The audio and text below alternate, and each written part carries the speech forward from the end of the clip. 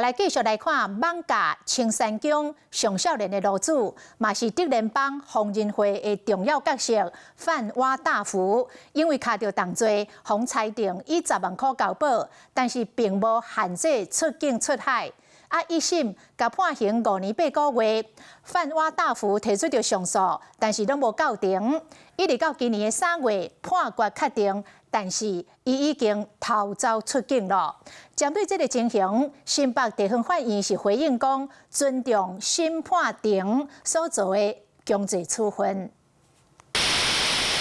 拍我聲比比白白，艋舺青山宮文章是宗教界的年度新書。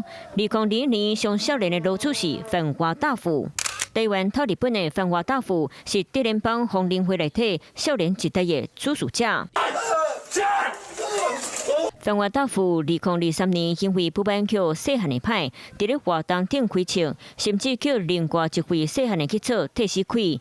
范瓦大夫牽涉傷害、妨害自由、侵犯單藥等等罪嫌叫羈押。2024年1月叫裁定10萬交保，毋過無限制出境出海強制處分。一審叫判5年8個月有期徒刑。范瓦大夫提出上訴，毋過攏無到庭。律師講，伊是去日本照顧爸爸，直到今年3月判決定案。范瓦大夫敢若已經逃走出國。本案被告所涉及的罪行為《槍炮彈藥刀械管制條例》，部分罪行為5年以上甚至7年以上有期徒刑之罪。